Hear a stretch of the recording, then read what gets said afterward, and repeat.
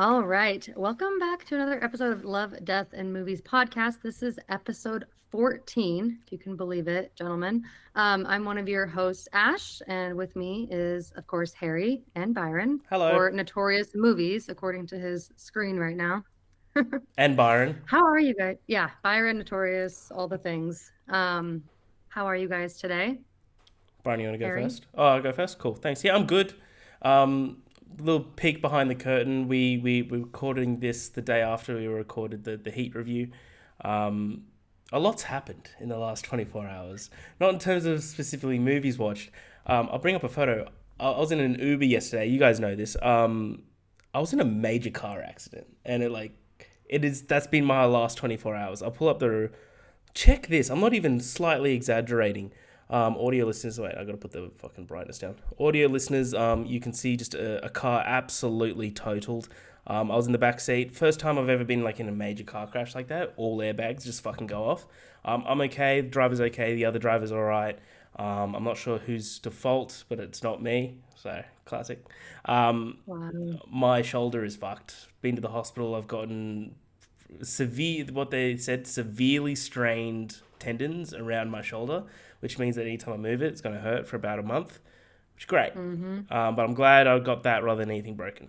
But Well, you're almost 30, Harry, so that's usually what starts to happen. Your body just decides to start yeah, deteriorating. So I welcome, yeah, welcome to the club early. I actually just tripped. Like that's all it was, and like I just took a Yeah, photo. I just got that photo off the internet. yeah, But other than that, I've been all right. Like so far so good. yeah. Yeah, Very eventful 24 hours, apparently. yeah, it's been nuts. Byron, anything exciting happened to you in the last 24 hours? Um, I ate a bag of chips last night. It was pretty, I hope you've eaten just more than that in the last 24 pretty fucking good. hours. No, that's it. I don't eat breakfast. It's like 4 cups of coffee. No, you need to eat breakfast. Great for your body. Bag of chips and 4 cups of Yeah, coffee. you need to eat Solid. breakfast. You need to eat Yeah, breakfast. That's but that's no, called the no, normal 21-year-old week. diet. Can't do that anymore when you get old. Normal 24 hours, I should say, not week. Um, Yeah, as Yeah. far as what I've been watching, Pulp Fiction. yeah, right. Yeah, so as Harry said, we are bulk recording this weekend because I have some family coming into town next week. So we are not going to be recording next weekend. So, yes, we just talked about what we've been watching. So we are going to skip that this episode and we will go straight into kind of what this episode is about. So we're going to give you a couple movie reviews. We've got Society of the Snow and Good Grief, which both came out on Netflix, and we'll give our thoughts on those. And then we are going to do a deep dive into my favorite movie of all time, Pulp Fiction. So I'm very excited. And I know you guys both enjoy this film as well. So I hope you're excited. And then we'll end it with a guess the movie through 20 questions. All right. So, Byron, you're the only one that saw Society of the Snow. So give us your thoughts on that film. This movie kind of took me off guard. This is Netflix, and I never expect too much from Netflix because if you do, you're more than likely going to leave disappointed. I hadn't heard of this movie. I heard of this movie for the first time the day before I actually watched it. And I don't know why, because this movie was fucking great. I mean, it was bordering on brilliant. I think it has a lot of stuff going for it. Obviously, I'm a sucker for snow in You movies. are. I don't know what it is, man. I just like it. So any movie So that has obviously, snow in it, you love it, or automatically. at least it definitely helps. Okay. You know, like Wind River. You know, Oh, the I know. I know. I get Used to I'll bring up mention Wind Wind River River. any chance I get. But this movie is great. I think the direction is an obvious standout. There's obviously a lot of care that went into this movie. Obviously, for what this movie is about. I don't know if I can put this as a sports movie because it is, but it's not. It's not like the main like focus. More of a survival movie, right? Yeah, it's a disaster survival movie, which I'm not usually like, into. I don't usually watch like these kinds of like subgenres at all. But this is definitely one of the better ones that I can remember. I think the cast fucking kills it. Um, I can't remember the cast's names all too well, but I think everyone that played a prominent part fucking killed this. They all display like a great range of emotions that really encapsulated this environment and the situation that they're in. I just think they all did a fucking good job. I think it's got a solid script. I think the visuals look outstanding. I mean, just based off the poster, that's what the actual movie looks like. It looks fucking sick. And what's surprising is, even though this is my first movie of the year, it would not surprise me if this is still in my top 10 to 15 movies of 2024 by the time like December rolls around. I think it's that good. It's almost a 4.5. I gave it a 4. I gave it a high 4. I think it's definitely one to watch if you like watch it before the year comes to an end, because I think it's fucking great. Nice. Yeah, I really want to watch it. I'm just kind of been waiting for like the right mental like space to watch it, because I feel like with anxiety-inducing movies, it can be a bit, tough to get through. The story itself is devastating as fuck. Now, is this an English-speaking film? Sorry, Harry, or is it? No. Okay. This is the same director as The Impossible, A Monster Calls, and Jurassic World Fallen Kingdom. I did notice that one. I have not seen the other two. It's a director for hire job, that one. That's not his fault. Classic. I thought I recognized the director's name. I was just like, I've seen it somewhere, but I didn't want to click on it because I wanted to just think of it. But now that Harry said it, yeah, classic. No, I'm keen to watch it. I'm very keen to watch it. I'll do it in the next couple of days, I think. Yeah, same. Nice. Well, thank you for that overview, Byron. And then Harry and I both watched Good Grief. I don't think you watched that one, Byron, right? Okay. I just finished it this afternoon, so very fresh on the mind. Harry, you just watched it a couple nights ago, so I know you kind of told me a little bit about it already, but what are your kind of general thoughts on the film? Yeah, I'm really keen to see if we land in the same place. I think it's a very by-the-book generic tearjerker.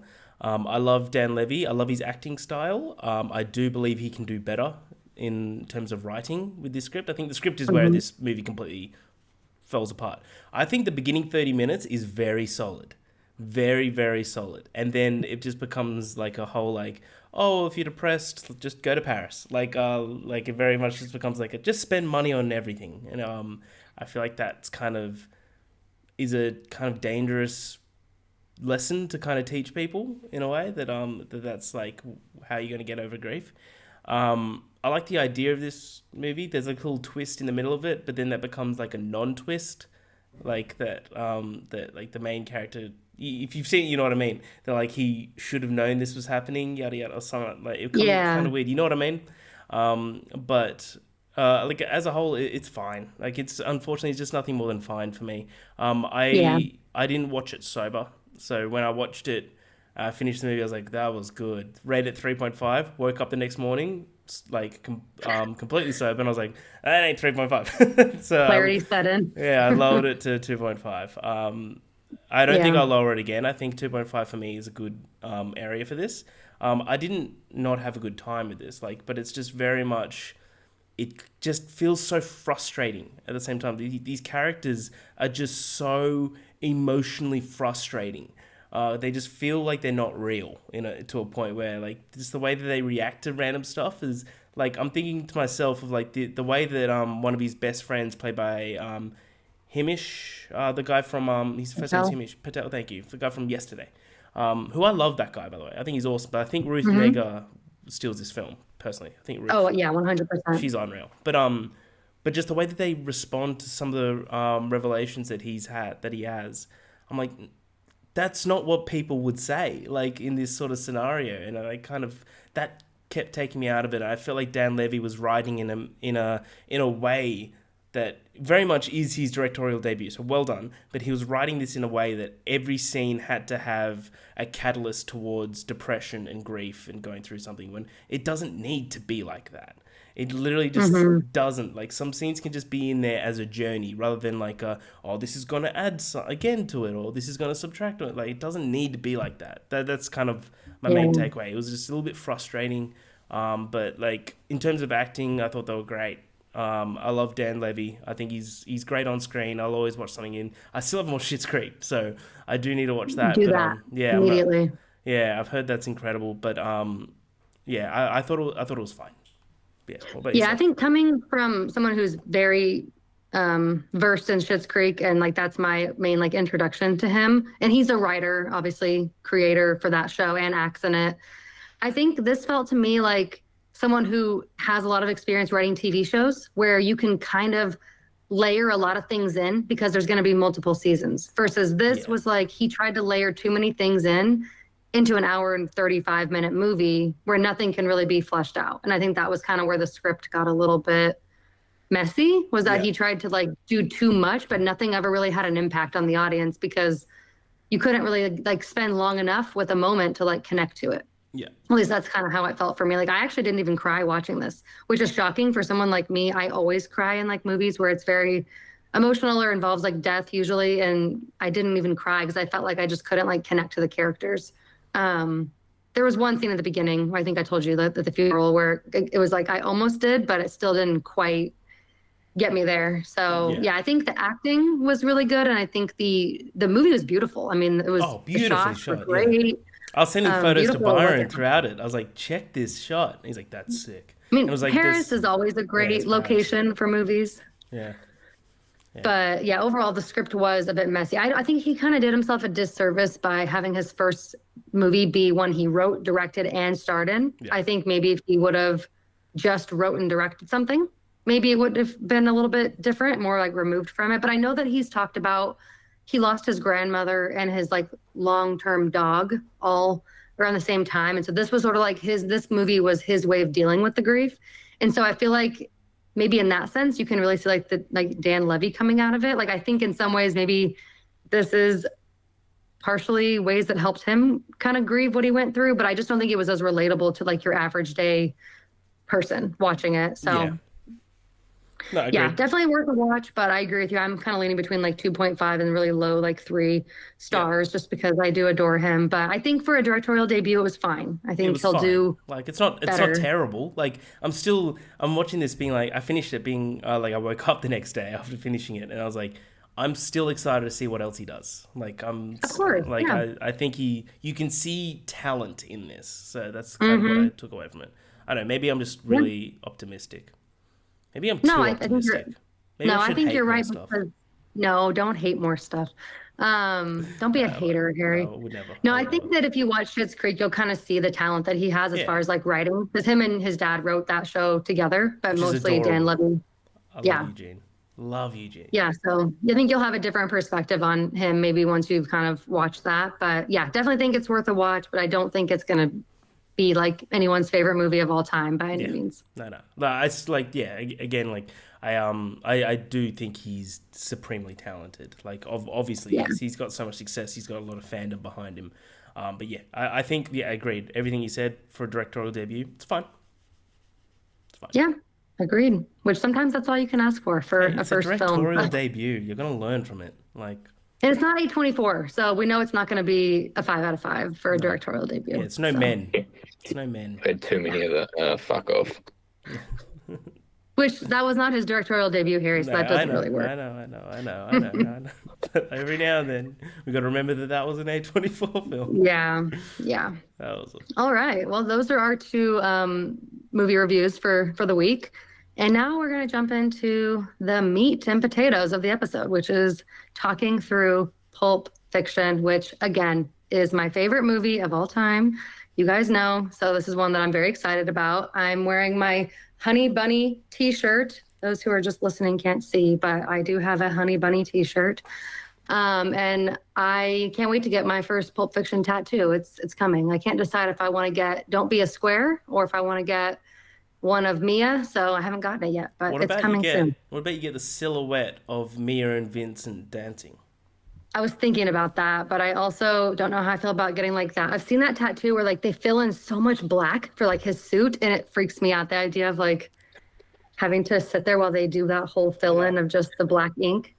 I know I can handle it, but I'm just nervous. So. How about you get English motherfucker? Do you speak it? Right? Yeah, that's not bad. What about you get bad motherfucker just on your back? Okay, okay. All right. We're not going to make this Motherfucker. an episode about Ash's next tattoo, but with all of Be that, mad, though. That would be mad.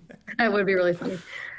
Let's get into talking about Pulp Fiction. Let's do So it. before we get into talking about even the film structure, I just wanted to kind of walk you guys through like how this film was even made, how it even came to be, Awesome. in case you're not aware of the little fun history of it. So this is his second feature-length film. So he did Reservoir Dogs first, which was still a success. So for being his first Speaking of film, incredible directorial debuts, yeah, Yeah. exactly. So he did not make a ton of money though with Reservoir Dogs. So it's not like, he was sitting there with a ton of money ready to go to make his next film. He had some money, but he basically went to Amsterdam alone, spent 3 months with no phone, no fax, which I know sounds crazy to us, no fax machine, but back in the What? 90s, you communicated via phone and fax. You didn't have iPhones like you do now, what's a fax machine? right? So I know, fax exactly, machine- Byron. A fax machine is what kids used to Snapchat on back in the day. Yeah. Send just a Oh, quick image one Yeah. time. So yeah, he was there alone and just, you guys probably know this about Quentin Tarantino, but he writes all of his scripts by hand in notebooks. So this was no That's different. nuts, man. I know he's an insane person. So he wrote That's why this he's one of in the about 12 like school book, like the composition style notebooks, that you have in school. He wrote this in like 12 of those.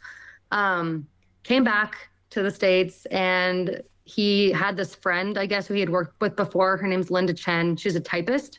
And he gave her these 12 notebooks and she was like, what the fuck is this shit? It's like incoherent, illiterate, like so many grammatical errors. Like she basically had to take it and like, it's almost like, it reminds me of like Charlie and Always Sunny. He gives them like, the book of pictures and they have to like make a script out of it for the play. That's basically what Linda Chen did for him. So thank you, Linda, for making this movie coherent. But yeah, so this basically became, the final script became like what they kind of worked on together. So she helped him basically make it to where the studio would accept the final like draft of the script. It was the first independent movie to gross over $200 million. And it kind of was the first one that really like set off like people being willing to invest in more smaller independent films. So TriStar was the one that was kind of pressing him for the script. So he lived on this friend's couch, this Linda Chen, didn't pay rent, didn't have anything to his name. And fun fact about Honey Bunny, it's not really fun, actually. I shouldn't say that. It's kind of sad, but it's interesting. She had a rabbit, apparently, named Honey Bunny. And she was like, okay, well, you need to watch my rabbit while I have to go out to like locations and do stuff for work. He refused, which doesn't surprise me about him. And this poor rabbit died. What? Because he refused to take care of it. I shit you not. And so to pay like homage to this rabbit, its name was Honey Bunny. And so he decided to make that Yolanda's nickname because Because he of killed this a rabbit. because he killed a rabbit.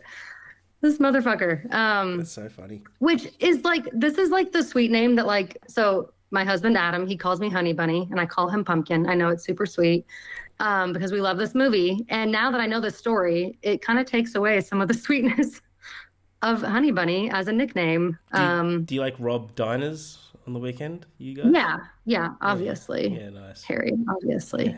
Anyway, so that's kind of just a little like sidebar thing, but I thought you guys would get a kick out of that. I'm just imagining Ash being like, if any one of you motherfuckers moves, I'm gonna execute every last one of ya. Don't piss me off. Right? Don't piss me off. That's awesome. Yeah, this movie was made for $8.5 million and it earned $214 million worldwide. So it's the top grossing independent film of all time, actually. And Roger Ebert called it the most influential movie of the 1990s at the time it came out. So Definitely one of them. yeah. I mean, I think now that may not be the case. This came out in 94. Obviously, a lot of other movies came out after that. But at the time, that is what he said, which we know he's kind of a tough critic. He doesn't necessarily love a lot of things that are mainstream that other people like. Yeah. And then lastly, just before we get into the movie, sorry, lots no. of fun This is little awesome. things about this movie. But John Travolta, even though he had a pretty good career, his career was kind of dying at this point. So this movie like basically like resuscitated his career. And it's actually like what made Samuel L. Jackson and Uma Thurman like famous like they are now. Before this movie, they really weren't super famous, never really had leading roles. So yeah, just kind of interesting to kind of think that this was the thing that kind of was the catalyst for all of them. And then lastly, the New York Times said about this movie, you don't merely enter a theater to see Pulp Fiction, you go down a rabbit hole, That's so which I think true. is kind of funny because it really is just an experience type of movie. You just have to kind of go on the wild ride that it is. It's so So with yeah, it is. It really is. With all of that, Perfect summary. we can actually get into the film. I know that Harry, you mentioned you kind of had a breakdown. I sort of broke it down as well. I kind of did it based on the way the film's actually broken down, which is into like the three parts, sort of like the date between Mia and Vincent and that Yep. whole kind of encounter, the gold watch, you know, getting into Butch and Fabian, and then the Bonnie situation and kind of leading back into the diner where we start the movie. So, getting just into part one, I guess, if we're thinking this encompasses the opening scene, which is fantastic. Yeah. One of the best. God, when he One of stands up and then that animation starts and the music starts, it's just one of my favorite openings of a movie. What do you guys think of this opening? I feel like it doesn't necessarily tell you much about what the movie's going to be about. So I'm curious what your guys' thoughts are. If you think it's works or Yeah, I think it's the perfect starting scene to a Tarantino. Like Tarantino's like filmography, there are some movies and especially scenes in specific movies that are like the most Tarantino ever. I'd put this scene at the front of that list. I don't think it necessarily gets considered as one of like the greatest ever, but I think it's like right there. It's right below like the ones that everyone would mention.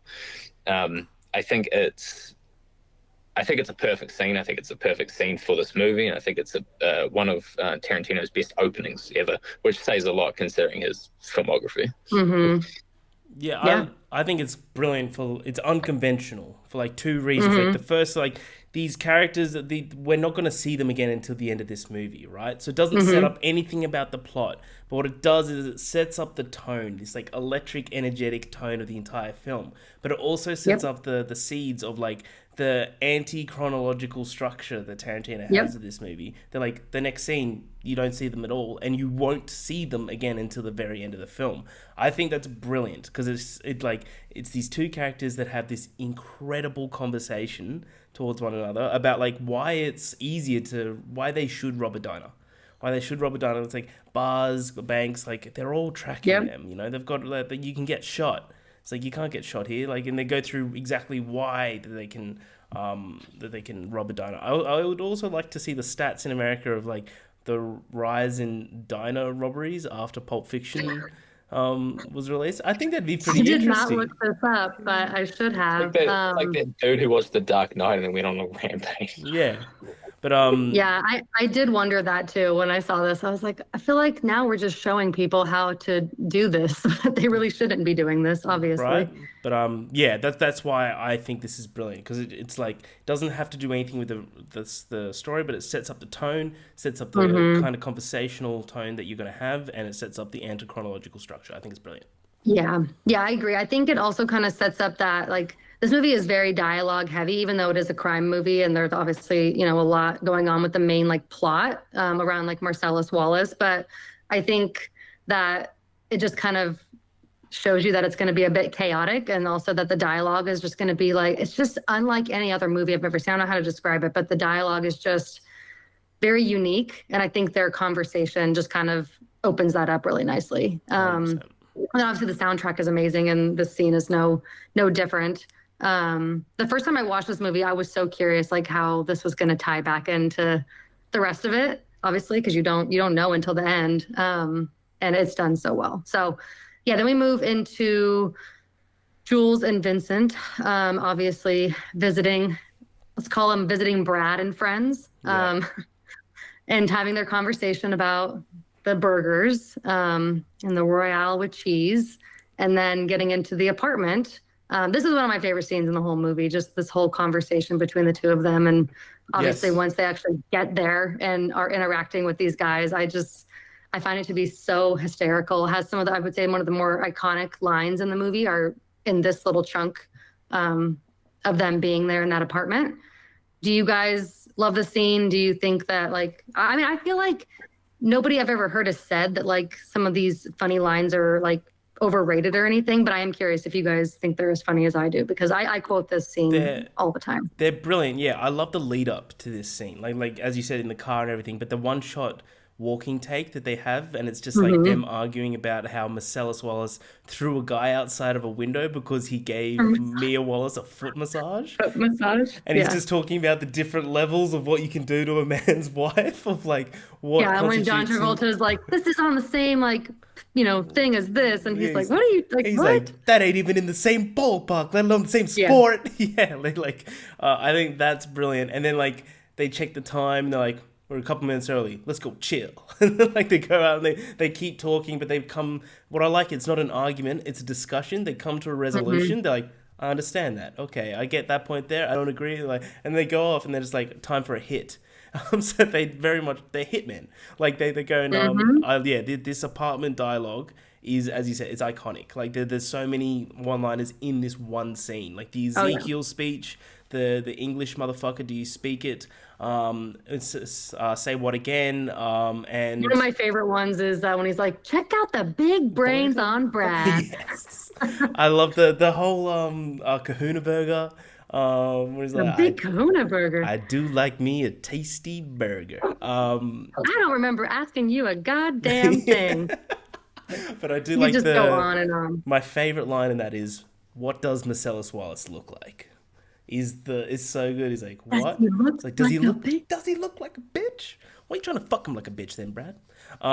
Yeah. The whole that whole scene is iconic, and I would have just loved to be in the room where like them shooting it. But one thing that I love, not to derail anything, like just one thing in this scene that I adore is the introduction of the prop of the MacGuffin of the briefcase. Where like I'm sure you got this in your notes, but making the movie, that this was originally going to be diamonds, Yeah. and then they're like, that's boring. Let's just never tell them.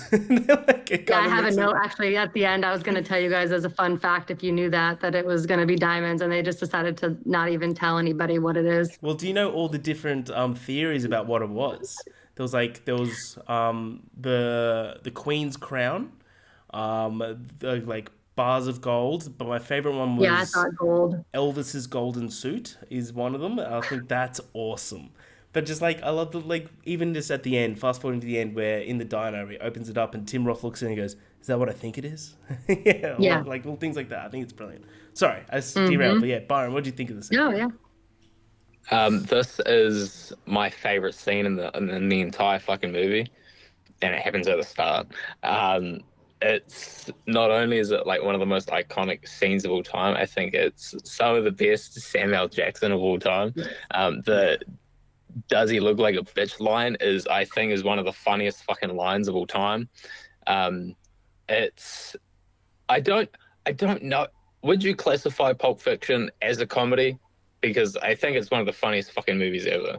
It has You comedy know- elements for sure. Like I think Can I- it's can we- classified as a crime thriller, but it's fucking hilarious. So. Yeah, it's a crime thriller, but I think you could throw drama and comedy in there and have all four of those genres in there. Because again, it's one of the it's funnier than fucking 90% of comedies. yep.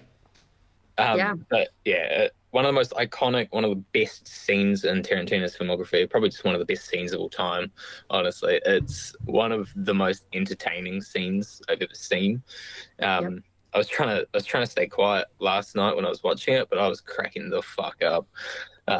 Samuel Jackson is just so funny, and the camera always gets so close on his face, and the cuts, the way this movie was made, just makes the scene that much better. It's perfect. It's a perfect scene. It is. Yeah, I actually made a note about the camera work because I think it's very like specific, like when he decides to get really close up on characters' faces and just like the angles in which they decide to show you like what they're going to show you, what they're not going to show you in the scene. Like I think sorry, I'm kind of all over the place because there's just so many good things to talk about. But like how even with Marcellus Wallace, you know, you don't even see his front of his face until towards like the third chunk of the movie. That's very intentional. You know, you only see the back of his head. Yep. It's just really interesting, camera work and kind of decisions like that I think really make it stand out. Okay, so moving on, we go into basically Vincent buying the drugs from his buddy, and then that leads into him taking Mia out to dinner and showing up at the house, picking her up. Just that whole scene when she's first introduced and you see her like red lipstick first and you hear her voice before you ever see her. She's one of my favorite characters of all time in a film. I just love her. Even though that scene we just talked about is probably like the best in the movie, I think that my favorite is just this whole Vincent and Mia going out to this old-fashioned diner with all these dressed-up celebrities, and she's made a reservation for a car already. Yeah. Like I just love it. There's like a certain innocence about it for some reason that like kind of shows like she kind of has like this like carefree, like kind of childlike, like not too worried about anything. Like she wants to go out and sit in this car and have a milkshake and just, you know, enjoy life. So yeah, we can get more into what you guys think about that scene, because this kind of goes on for a while. I would say the first part one of the movie sort of ends with her overdose and kind of that, you know, unraveling. So we can kind of just talk about what you guys think about the diner scene and kind of what happens thereafter. Yeah, I love this scene. This is like, it's another just tracking one shot that's just purely around dialogue, and Tarantino does it the best. It just like this scene doesn't work if it's not for Travolta and Thurman. Just them being so electric in towards their character, I think is fucking awesome. $5 for a milkshake is outrage. That's nuts. Like that's like especially in the 90s. That's a cheap milkshake. Like, I he's love very that. upset about it. Coming from the man who just spent hundreds of dollars on heroin, he's very bothered by a $5 milkshake. Heroin that he has no idea is in it. Bucks. Yeah, like heroin that he has no idea what's in. It's like extra 150 is like it'll just take him on a bigger trip. It's like, okay. Like, can you guys imagine shooting that up, getting in a vehicle, driving to pick somebody up, and acting normal? Like I can't even like fathom how he just like sat there and was normal. Well, Tarantino's good friend was a recovering heroin addict, and he got John Travolta to basically hang out with him for days on end, just to kind of get that vibe. I did see that they brought somebody in. I didn't know it was his friend, but I thought that they brought like a recovering addict in to kind of make it more realistic, which funny enough, this kind of reminds me of a thing I was going to tell you guys later, but there's like this funny little fan theory that like the pulp in the title like refers to toilet paper, and it like apparently revolves around Vincent because he's always using the bathroom throughout the whole movie. And it's like people just think it's like some little funny like gag thing, but it's really because he's using heroin and it makes you backed up. So he's always literally on the toilet because he's an addict. That's gold. But yeah, also the introduction of Fox Force 5, which is a great little side story of the show that Mia was on, where it's Foxy because we're all foxy ladies, Force because we're forceful, and there's 1, 2, 3, 4, 5 of us. I love that. Yeah, I love her. Her delivery of every single line is so iconic to that character. I remove it completely from her being Uma Thurman. Like that's Mia Wallace. Like she just has a very specific way of speaking, very matter-of-factness about everything. She's like a very no-nonsense, no BS person. My favorite line in the entire movie is when she says the thing about, that's when you know you found somebody really special. You can just shut the fuck up for a minute and comfortably share silence. Yeah. Best advice ever. I love that so much. Yeah, that whole concept of comfortable silence is really cool. Yeah, because she's right. I mean, all this like they're trying to like come up with like BS to talk about because they just can't like especially when you're with somebody you don't really know. Like the two of them don't really know each other. They're kind of like, oh, maybe we got to fill this like conversation with BS. But it's like, no, you can just sit there and you don't got to talk. It's fine. That's great. And just stand up and walk away. Yeah, Byron, anything for you that stands out in this kind of chunk with the two of them? Yeah, although I've said this for both scenes we've already talked about, I think this scene is once again perfect. And that has a lot to do with Travolta and Thurman, but it also has a lot to do with just how well this movie as a whole is written. Mhm. I think it's one of the best scripts of all time. Almost I'd probably say top three. I'd rank it right up there with The Social Network and 12 Angry Men. But everything in this scene just gels together perfectly. Probably the dance itself, as well as that entire scene, is probably one of the most iconic and memorable scenes ever. Mhm. Maybe even like top 10, top 5. But yeah, again, I think it's perfect. Yeah. Yeah, I agree. Did you guys know that Adam and I dressed up as these characters for Halloween a couple years ago? Is that what your profile picture is? Yeah, I changed it recently. Okay, since I was looking. I was just like, is it? I'm pretty sure it is. I didn't try to find a just in picture, case it's wrong, and I'm just. but yeah, I just, even though they're not like a couple or anything like that, like they just have this like certain chemistry, even like in this little like friendship they have, that I just think is so perfect, and it's part of what makes this scene so good. I think that she's kind of like unexpected to him. I think that she's different than what he was expecting her to be like when he went to pick her up, and I think that threw him off to the point where it almost created a different type of comfortability that they kind of got together really quickly, which I think is really interesting, because they didn't necessarily need to have, I guess, these two characters have chemistry, but I think it made it so much better. Yeah, for sure. They don't necessarily come back together like later on. I think it was just fantastic. 100%.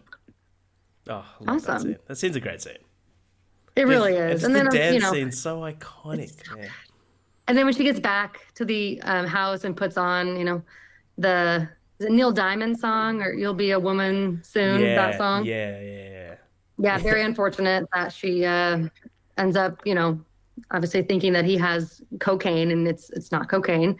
And she has her overdose. They go and have that whole chaotic scene with the drug dealer friend and his wife. Where the wife's just like getting off on it, or she's just like thinking it's so much fun because of adrenaline. She's like, what a trip. Yeah, she like is mad at first, and then she just like kind of sinks into like just like being there for the moment. That scene's really like intense. Like I definitely think the first time you watch it, it's probably more intense than I'd rewatch. But it's kind of like you don't necessarily know what's going to happen. You assume maybe that she's probably going to be okay, but it's definitely kind of a lot going on, and it's all chaotic, and everyone's talking over one another. So I think that kind of sets the tone of like leaving us off to go to like part 2 without necessarily like knowing what's going to happen next with Mia or Vincent. So I think it's a good way to end off part 1. It like very much, for sure, I think it purposely done is what they told us in the beginning of what's happened to a guy that's only given her a foot massage. And then you seeing like she's ODing in front of him right now. It's like, what's going to happen to him? And it's like in your mind, it's like, that's nuts. So like very much something happens to her. Yeah. So that shot though, which I think is one of the best shots in the whole movie, them going home after her ODing, and she just looks like a mess. I think that's fucking awesome. She's had a rough night, and then of course it looks that way because she was. Yeah. Yeah, and then of course the best joke in a non-traditional comedy movie, ketchup. So good. Ketchup. So good. So good. I love the way they end that scene. Any more thoughts on, I guess, part 1? Nah, great introduction for. No. Yeah. Yeah. Perfect. I think every main scene in part 1 is perfect. Yeah, I agree. 6 out of 5 stars. Nice. It makes me so happy to know that you guys also love this movie so much. Not that that's like, obviously it's highly rated. It's not like it's a hot take for me to say it's my favorite movie, but not everyone loves it as much as I do. I think in terms of like mutuals ratings, it's one of the most consistent 5 stars across the board. Yeah. I think I only have like 4 mutuals in total out of like 40 or something that have it like at 4.5. No one has it less. Yeah, well. Seems to definitely be one of his that people enjoy, which is awesome. So, okay, well then we get into the gold watch. So we get into Bruce Willis's character Butch having a, I guess memory flashback dream of his father's watch being given to him. That whole scene with Christopher Walken, like, so good. I forget every time I watch it, like just telling this poor kid like what his dad did, and like carried it in his ass. Like it's just like, this kid can't be more than like 8 years old, and he's just going on. For 7 years, your father had this watch in his ass. It's so good. It's just like so unexpected, but it's perfect. And then obviously we have the famous, cab scene, Butch, Yeah. driving him back to the hotel after he's killed a man. For sure. I reckon this whole Um, scene for me, sorry to cut you off. This whole scene for no, me you're- is just all about pride and like legacy. Because like you think he's so in touch with this watch because of what his father had to go through to get this watch to him. So Mhm. the father had a legacy, and for him to, because Marcel's, this whole scene's started up by because Marcellus Wallace wanted him to throw a fight for him to make money. And he didn't want to do that because he's got legacy. He's got pride. Like, he's not going to do that. And I love that idea of Butch. This is what makes, I think Butch is my favorite character in the whole movie. Because this whole idea that, like, he would rather run away from death, like get chased for the rest of his life, than disrupt his legacy. And, Mhm. like, people look at him as a lesser man. Like, or Yeah. himself, think of himself as a lesser man. I think that's a genius way to start this character. Yeah, and I guess we forgot to mention that scene technically is kind of in part one where he gives them the money and they're at the club. So yeah, so now we kind of get more into like actually learning about this character. And I think, yeah, you nailed it. I think that's exactly what it is. And I think that's the watch represents that, and which is why he gets so frustrated when it's not there. She forgot it.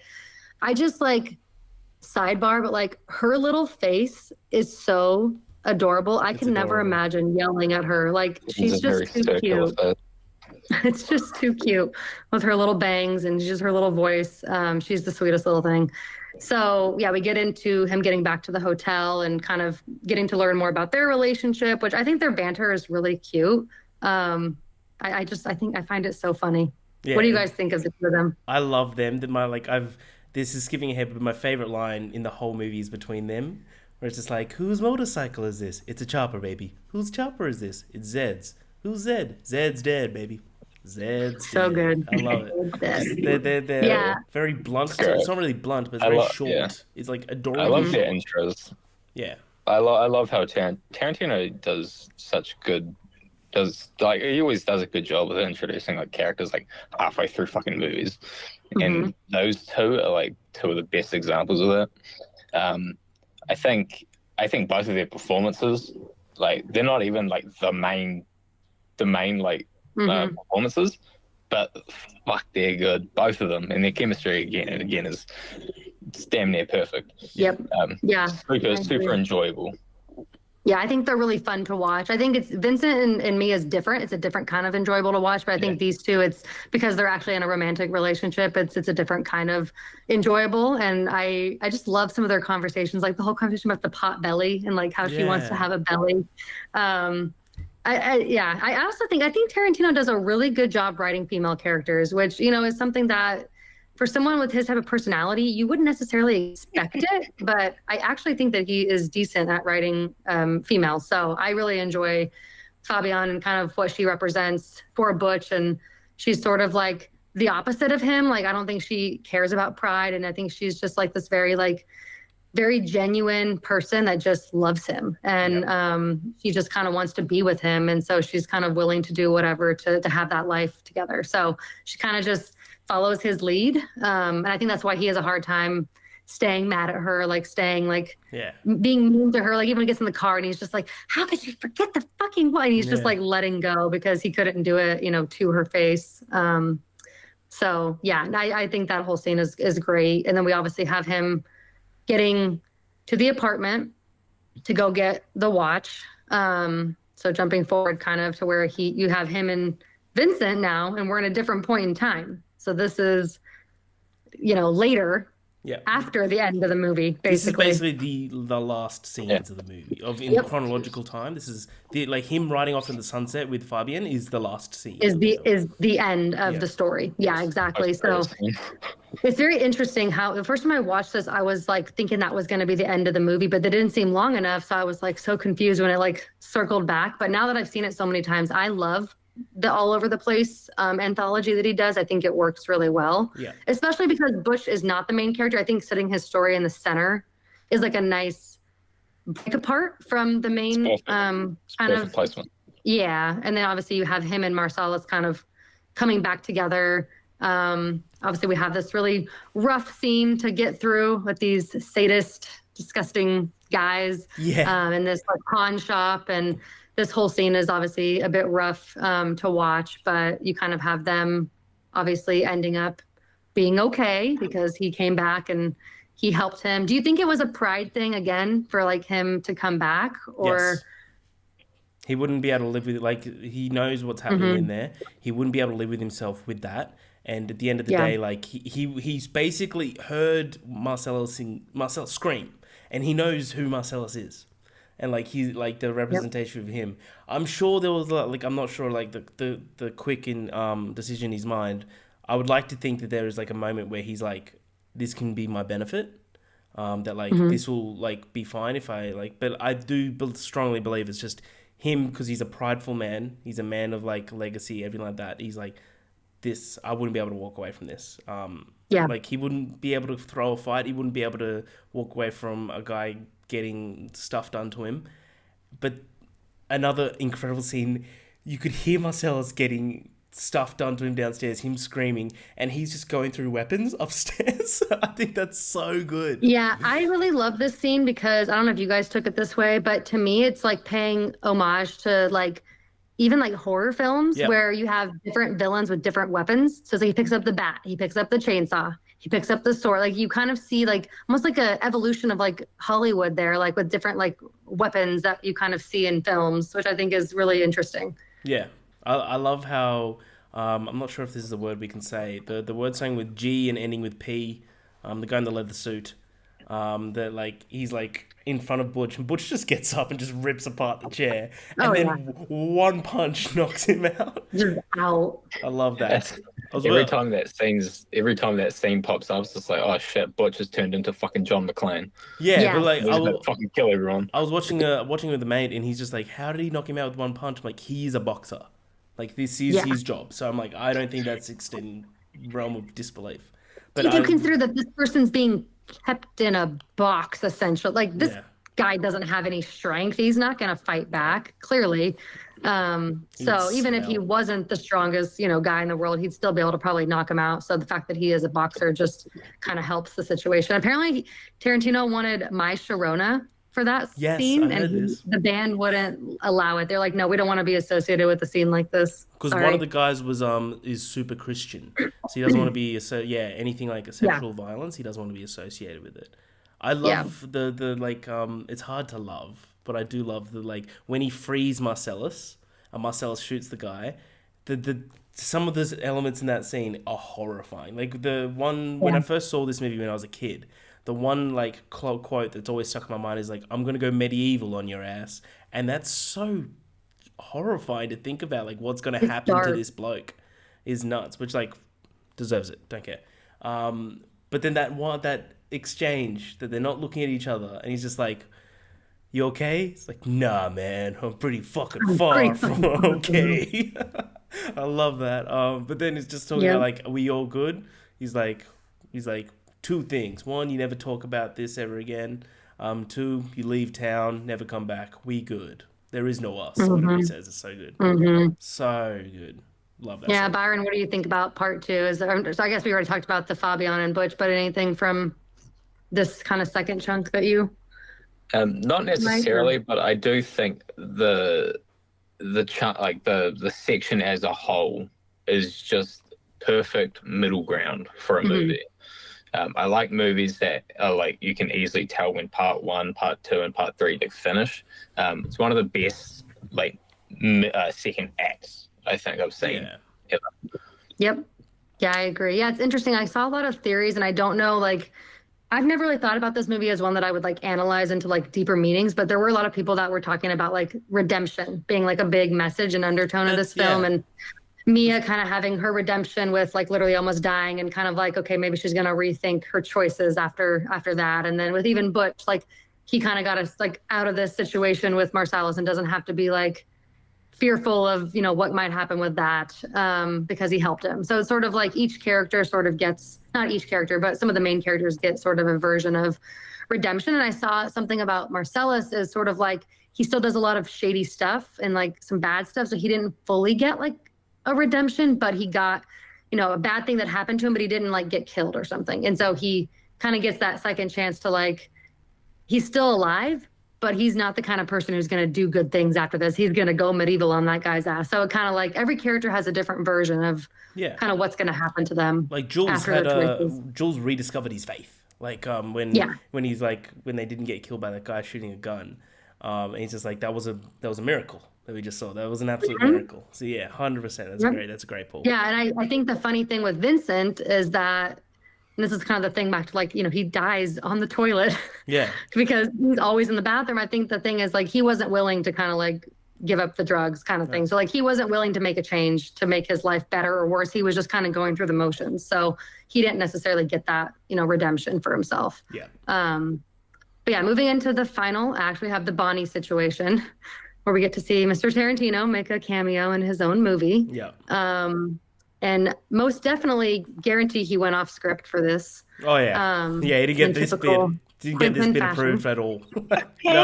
No one read this part. No, I wrote down how many times he said it, and I was like, really? Did you need to say it that many times? Yeah, that's what I wrote down as well. He got the pass. Yeah. I wasn't even like thinking about it. I was just like, I'm pretty sure he said it here, here, here, and here. Yep. But so we get starting off that car scene with Marvin is so good, where he's just like talking to him with a gun, and then that might be up there with one of my favorite lines. He's like, "Oh man, I shot Marvin in the face. Must have been over a bump or something." Vincent. Yeah, that scene in the car is gross and unexpected when you're first watching it, if you've never seen the movie. And then you're just like, how in the world are they going to get themselves out of this situation? I mean, that car is covered from head to toe. And then enter Harvey Keitel to make things better. Hell yeah. So yeah, we have them going to Jimmy's house, their friend. We have Harvey Keitel, the wolf, coming in to help them clean up their mess. This whole scene is so hysterical, just all the banter back and forth with all of these guys, worried about his wife coming home. She's going to kill him. She's going to leave him. She's going to divorce him if she finds out about what's happening, which I just find that whole thing, he's just so worried about that, which is valid, honestly, because I'm sure she would be pretty pissed. Yeah. So yeah, we basically, up until they get back to the diner, we have, them kind of cleaning up this mess and then putting on some UC Santa Cruz, shout out Northern California, t-shirts, and looking like a bunch of dorks going into the coffee shop diner to have the final scene. So anything from this part that stands out to you guys? I like the stuff with Jimmy and the wolf, but I think the final diner scene is really the one that stands out to me as far as towards the end of the movie. Yeah, it's weird because it has a perfect middle ground. It has a perfect opening scene. It's got a perfect ending. I think the ending is one of the highlights of this movie, which is fucking nuts because of what the movie is. It just perfectly encapsulates what this movie was, and it was a chaotic fucking time, a chaotic and entertaining, an enjoyable time. Hell yeah. It's just perfect. It does everything it needs to do. I agree. And do you guys notice that Vincent, again, has gone to the bathroom when they start robbing the diner? That's so He's true. just always missing in action. But yeah, the scene where like he's telling Yolanda to be cool, and he's like, "What's Fonzie like?" I just love that whole thing. It's so funny. What's Fonzie like? Be cool, baby, be cool. Cool. Yeah. I love the wolf. He's up there with one of my favorite characters, just because he walks into a room and he's instantly given respect by everyone around him. And you don't know why, but you're like, all right, this guy's huge. This guy's huge. Yep. But he answers to Marcellus. So like little things like the band. I love the little talks between Jimmy and the wolf, where like he's just like, this is really this quilt and this like bedding linen. This was a present on our wedding day from our cousins, and he's just like, how much does your cousins earn? Anything like that. I think that's so fucking funny, man. I love that, and but he's super generous with that sort of stuff. But oh yeah, I love it. The ending scene, I think you guys have said it best as well. It's perfect, and just like that whole, once again, bringing back the MacGuffin of the suitcase, what this whole movie is kind of centered around, is so good. And yeah, it's great. It's just that one feels like, is that what I think it is? It's like, yeah. And you can think, you know who Marcellus Wallace is. And like everyone knows who Marcellus Wallace is. Oh yeah. Oh, it's so good. He's like this big like mobster and everyone's like afraid of him. So he knows if he brings that up, then Ringo's gonna definitely think twice about what he's about to do. I thought one thing though, like because at the beginning of the scene, they're like Vincent and Jules are talking at the diner, and Vincent's got what I think is an all-time breakfast, which is pancakes and bacon. And he's like, "Do you want some of my bacon?" He's like, "I don't eat pig. I don't eat swine. It's a dirty animal." And they're talking about like what makes an animal clean and what makes an animal dirty. I think that's another great conversation. But when he goes through basically stopping this hold up and like getting up and he's about to start walking out, well, they do the fucking strut. I love the strut. With the strut, I thought he was going to pick up a piece of the bacon and eat it on the way out. I thought that would have been just a nice little touch, but he didn't. That would have been funny. Yeah. That's a good little catch. I Speaking of pancakes, I love also earlier when she's like, "I want blueberry pancakes." Yes. Oh, the maple syrup. So Yeah, she's adorable. so wholesome. Yeah, I love this ending scene. I again love the kind of out of order anthology that happens here, and that we start in the diner with Ringo and Yolanda. We end in the diner opening scene of Vincent and Jules realizing that they're also there. We didn't know that at the beginning. And just kind of how it all comes together, I think, is just absolutely brilliant. We've already kind of touched on it, but again, the script, I would say, pretty perfect. Characters, perfect. The camera work is great. The soundtrack's great. I love the way that it's filmed, and the direction is fantastic. I genuinely have no complaints with this movie. Hell yeah. I think it's flawless. Yeah, it makes me so happy to know that you guys agree with that, though. I love it. It's one of the greatest features of all time. Yeah, no, I loved being able to, that was fun to be able to kind of break it down further. So I know we've already kind of touched on all the main points. I already kind of threw in those little fun behind the scenes details throughout the conversation. The last one I had was just that apparently nobody wanted John Travolta except for Tarantino. He was the one that really wanted him, and they wanted to like cast Daniel Day-Lewis or Sean Penn. I can't picture it. Now that I've seen the movie, I really not at this point. That's hard to imagine. Yeah. The movie's been released for so long. It's just like, if you look back at it, it's just like, no. Yeah, apparently it was originally it's perfect casting. Apparently it was originally written for Michael Madsen, and then he turned it down, and he said to Tarantino, and they both kind of agreed. It's like Travolta. It's like Travolta because they both watched Blowout. Brian De Palma's Blowout. Oh yeah, this is his best performance, I think. It was the production side that I think didn't want him. Yes, because like agreed. I said, his career was kind of, he doesn't sell a movie at that point. Did not Yeah. sell a movie. Yeah, that's what it was. Which wholeheartedly, like, I get it, but at the same time, like at the end of the day, Tarantino didn't really have. He wasn't Tarantino then, you know. Exactly. Yeah, we have to remember this is only his second movie. Like he didn't have the kind of history that he has. Obviously later on, that anyone would just kind of buy whatever he's selling. So. Yeah, overall. Second movie and got 2 5 out of 5s from yours truly. Right. I think I've given 4 of his films a 5, and then I've given like a couple of them a 4.5. I think I've only given one of them a 3.5, which is Death Proof. Oh. Yeah, nice. But yeah, not bad at all. I love his entire filmography. Well, I've got some movie references that he puts in throughout the film, if you'd like me to go through this. There's some fun ones. I've listed them out. So the movie Dressed to Kill is referenced in this. So while Mia and Vincent are waiting for their food to arrive in Jackrabbit Slim's, she tells him, quote, "I'm going to go to the bathroom and powder my nose," end quote. This is a riff on the line from Brian De Palma's 1980 slasher Dressed to Kill, where Liz Blake says, "I'm going to go powder my nose. I'm going to come back. I hope to find your clothes next to mine." And in Pulp Fiction, it's used as a euphemism for powdering my nose, is she's putting powder up her nose. Yeah. The Warriors is referenced, the movie The Warriors, which is a fantastic movie. Yeah, where because you're talking about the scene, Ash, that you love so much, is when you first see Mia, it's her with the microphone to the house, the intercom, and it's her lips.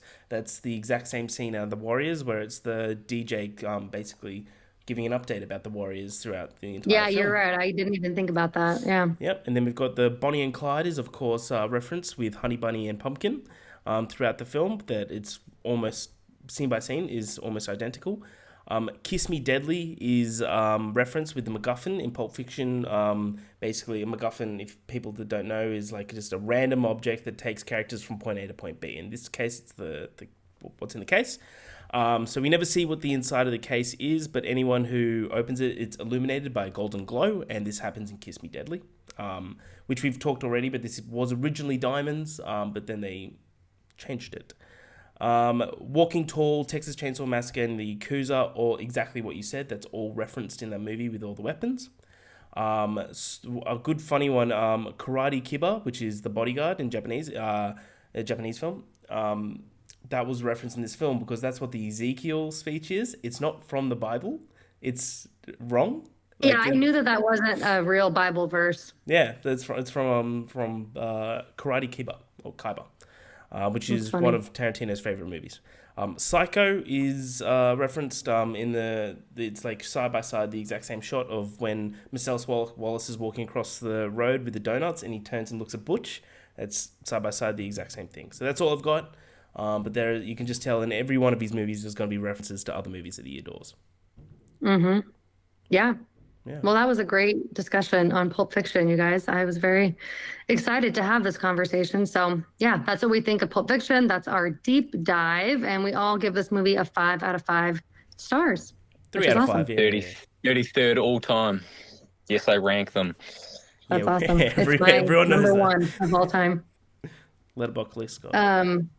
All right. Well, with that, we can move into the final game, which is you two versus each other. We got 20 questions. I have a movie that I have selected in my brain, and you can ask me questions until one of you figures out what that movie is. Well, first off, Byron, good luck. Good luck. Yeah.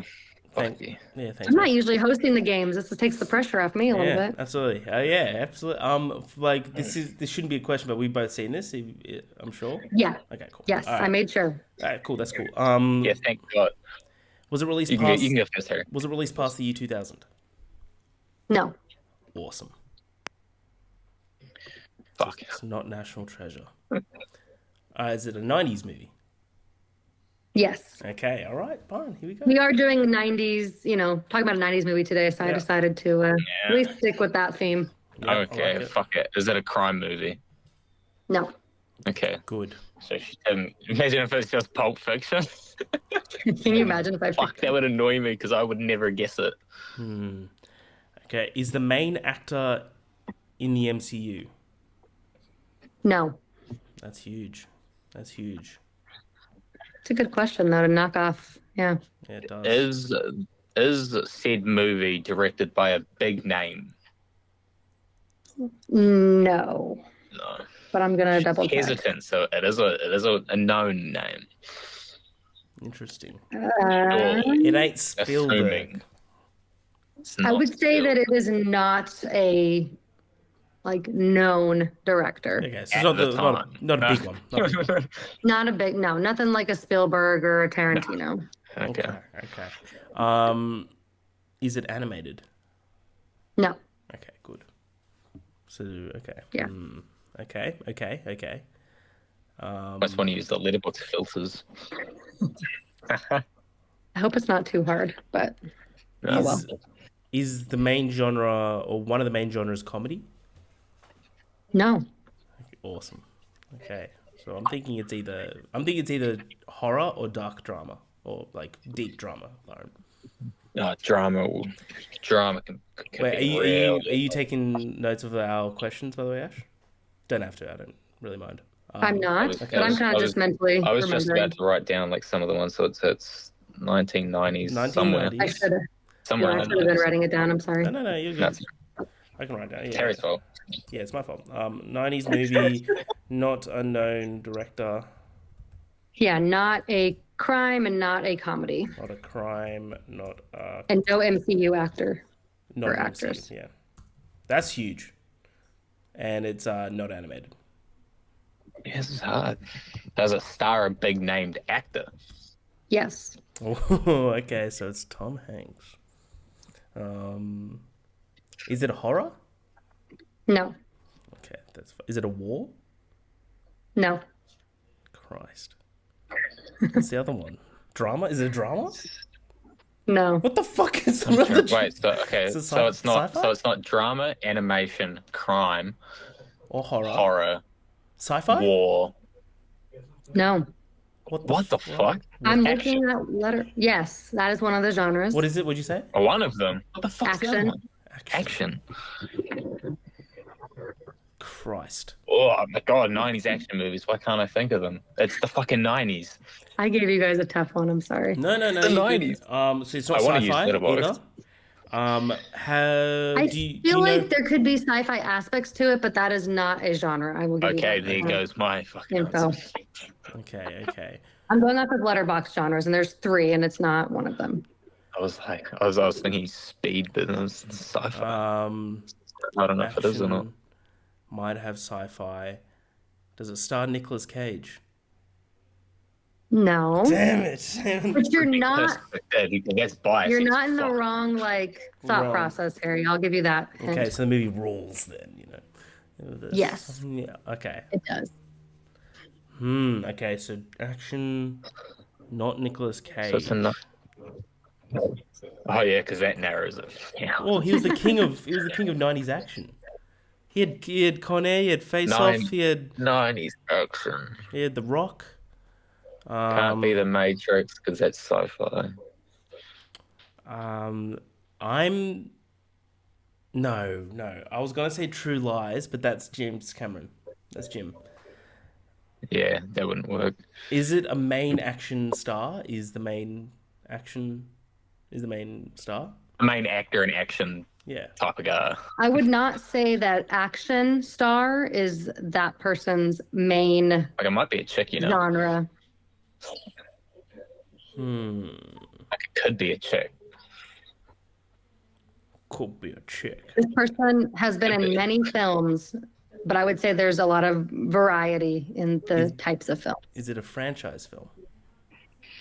Yes. Oh, What the fuck? okay. Franchise in the 90s. Okay. Oh. No, that doesn't work. Well, I've got one that I kind of want to swing at. I don't know, but Is I wanna the use franchise Letterboxd. still happening like now a time? No, Okay, then I was thinking GoldenEye. no, it is not a current franchise, and this specific one is the only one to have come out in that decade that you guys no, already guessed. what the fuck? No, that doesn't work. Is the main actor in Pulp Fiction? No, Okay, damn, I was thinking about Die Hard with a Vengeance. Fuck, it Is could the be. main actor still very active now? they Did they make a are movie? Did they make a now. movie in They are 2023? now. Yes. They are now. I know it. I know it. Is it the Mummy? All right. Yes. Yes. Harry loves the Mummy. I fucking love the Mummy. I was having a really hard time picking a 90s film that wouldn't be too obvious. I That's was like, you know what? I'm going with this Damn. because you guys have both seen it, and I love this movie. I had a couple One of in Harry's mind. favorite movies. I had a couple in mind. I was like, is it Speed? That's what I GoldenEye? thought. I And I was thought just like, Gold. I haven't seen it, so it couldn't be it. I thought GoldenEye. I was just like, when you said franchise, I was like, oh, James Bond. But it's the Mummy. Nice. Yeah, it's not like a big franchise, but there was multiple, obviously. Like, I was like, I guess it's more of like a trilogy, but I think there might be 4 of them. So the then it's kind franchise, of, I had like Alien in my mind, which couldn't be it because that's sci-fi as well. you know what? I probably confused you guys. It's not really a franchise. It's more of like a trilogy. So I shouldn't have said yes to that. I was, but- to be That's fair, I was thinking about trilogies as well. But yeah, it's definitely kind of like the director only did like 5 movies. So. I had like Mission Impossible in my mind. I was just like, no, it can't be it. No, that was fun. Yeah, I Well feel like I done, might have actually. confused you with that. So, anyways, congrats, damn. Harry, on your win. Yeah, Harry's such a little nerd. Yeah, man, just get We fucking need, we need better. Seth or George. We need Seth or George or Tyler to just. Tyler could play beat him in me. trivia. I'm putting it out there. There is no way in this world George is beating me at movie trivia. George, I'm No, issuing you're you. pretty good at trivia. I'm issuing No. you an absolute statement. Come to my turf and beat me. That won't happen. Christopher Nolan trivia. Okay. Do any I think type Harry's of just got that brain that just houses like I'm just trying information. to that- favorite to George. No, we'll do general All right. movie trivia, and then we'll do everything. All right? Come on. All right. Well done, Harry. That wraps up episode 14 of our Love, Death, and Movies podcast. So thank you all for listening. And thank you guys for the great discussion on my favorite movie of all time. I appreciate it. Follow us on everything: TikTok, Instagram, X, Threads, YouTube, Spotify, Apple, all the things. And thank you so much for listening. Until next time.